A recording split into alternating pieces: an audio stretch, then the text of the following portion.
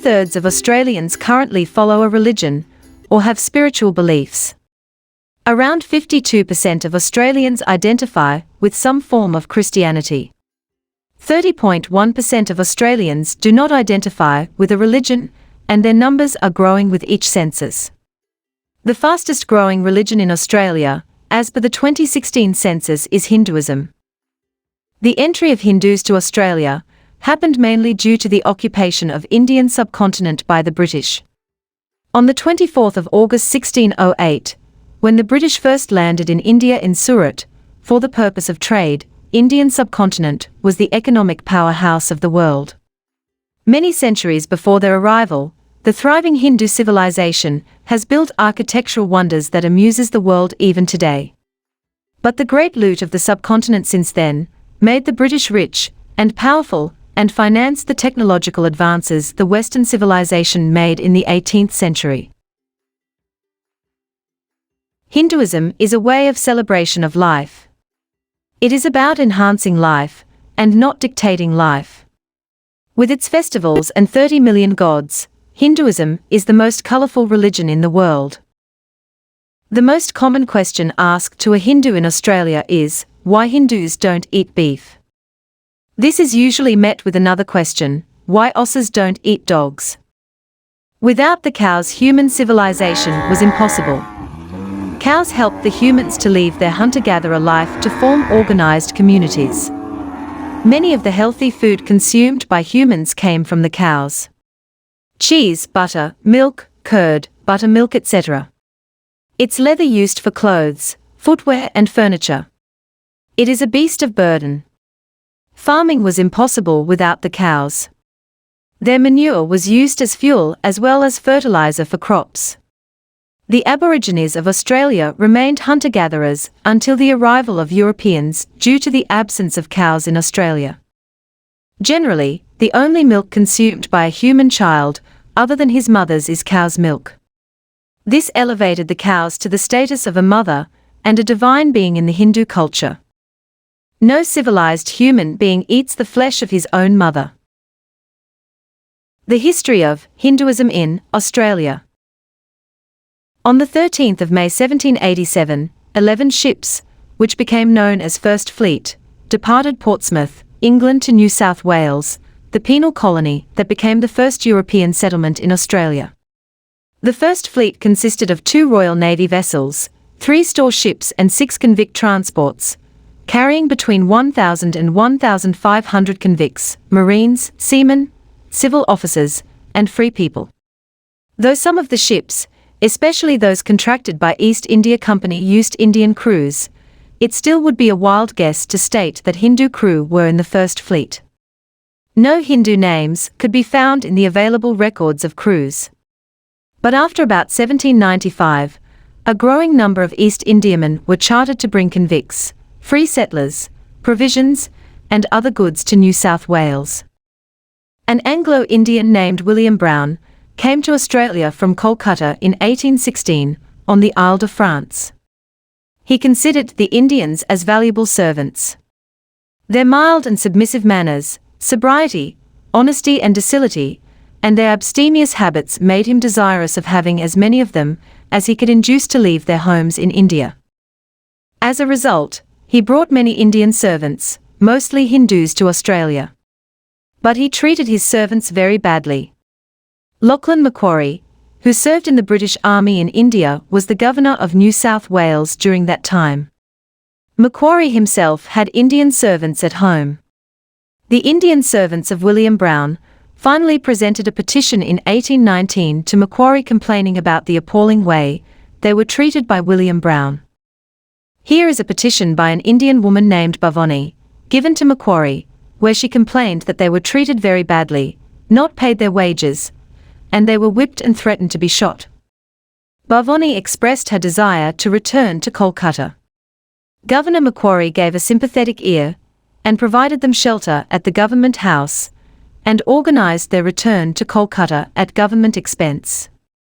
On the 25th of August 1837, the Legislative Council Committee's report on immigration of Indian and British labourers into New South Wales recommended a public support for the introduction of Asiatic labourers. But Governor Macquarie did not support the report, and as a result, it did not proceed. John Mackay, an advocate of using Indian labour in New South Wales, went ahead with private arrangements to recruit Indian labourers, and in December 1837, brought 42 Indian labourers from Calcutta on the Peter Proctor. It appears that the labourers, who were distributed to various employers, were dissatisfied with their working conditions and took their complaints to the Sydney Bench of Magistrates.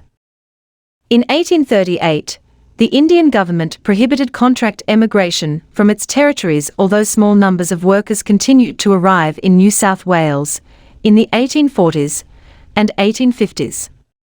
In 1838, New South Wales government adopted a plan for the employment of orphans from Madras and Bengal.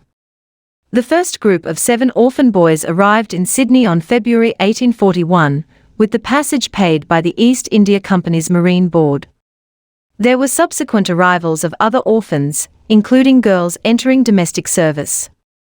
In 1842, Gordon Sandeman, a British who served in India, was member of an association in New South Wales, which was formed for the purpose of introducing Indian labour in the colony for pastoral purposes.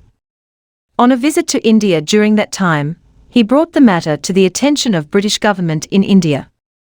In India, he also met Mr. Philip Frail, who was at Indian service, with a view of eventually settling in Australia. Frail chartered a small vessel in Calcutta to transport Indian servants, mostly from North India, as an experiment to try them for farm work in New South Wales. Sandeman and Frail arrived in New South Wales in 1844, with the Indian servants, and purchased a farm in Moreton Bay. In 1847, the Attorney General of New South Wales made a comment that the experiment of introducing Indian labour didn't succeed in New South Wales. As a reply to it, Philip Frail wrote a letter to the editor of Sydney Morning Herald. In his reply, Frail maintained that introduction of Indian labour was preeminently successful, and no class of people, if properly selected, can surpass the Indians. From the 1870s, Indian cameleers along with camels began arriving in Australia to help explore the inlands of Australia. In the wake of the cameleers came the young Indian hawkers and merchants. Though most of them were Sikhs or Muslims, there were Hindus too. By the 1890s, Australian public opinion had turned against the Hindu hawkers. The Hindu hawker to be the most undesirable person to have within the colony, from every point of view. His habits are disgustingly dirty. His disposition is violent and quarrelsome. He copies the worst views of Western civilization. His wares are rubbish, not of Oriental make at all, but made in slums of Melbourne.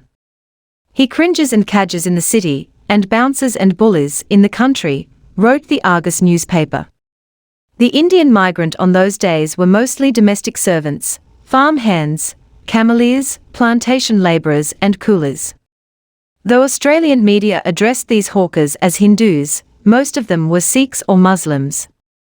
But the Australian media was full of praise for the beauty of Indian woman, about whom they get to know from the British living in India.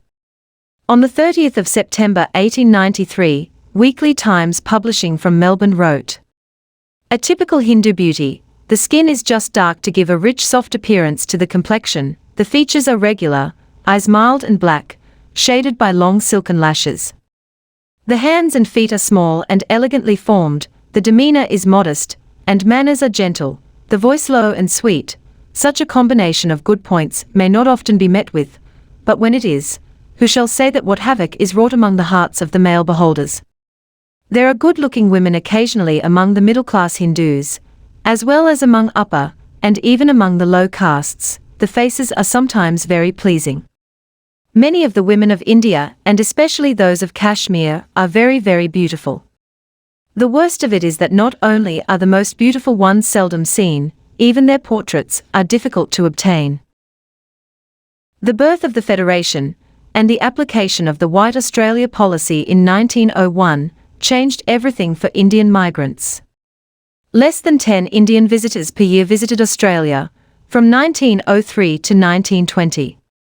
But during this period, two prominent Hindus visited Australia. In 1914, Indian activist from Fiji, Totaram Sanadhya visited Australia. In June 1922, Srinivasa Sastry, whom the Australian newspapers described as an enthusiastic imperialist and a confirmed believer in British rule for India, visited Sydney, Melbourne and Adelaide at the invitation of the then Australian Prime Minister.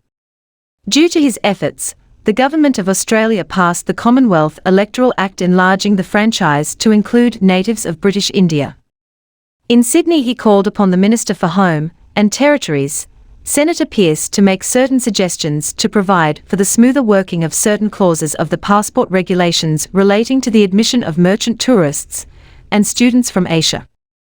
The 1911 census recorded nearly 500 Hindus among the 3,698 Indian-born people. Due to the adaptation of White Australia policy, acquiring or leasing land was allowed by Indians. By 1933, there were only 212 Hindus in Australia.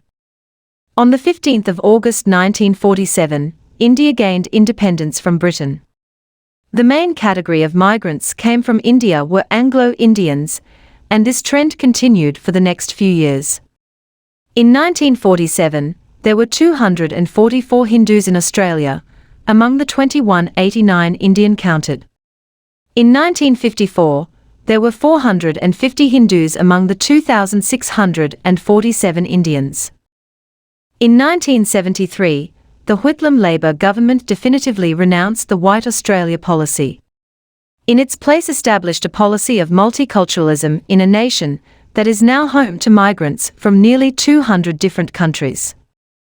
Between 1971 to 1980, 4,144 Hindus migrants arrived in Australia.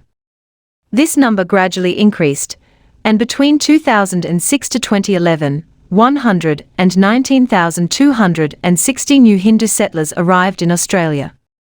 The 2016 census also shows that 50% of Hindus in Australia are between the ages of 25 and 44, and 32.8% of Hindus are between the ages of 0 to 24, showing a younger generation of Hindus compared to other religions. This also shows that Hindu population in Australia would see an increase in coming years through reproduction, as well as migration. Majority of Hindus came from India and Sri Lanka. Hindus also migrated to Australia from Singapore, Malaysia, Fiji, Mauritius, Kenya, Uganda, Tanzania, and United Kingdom.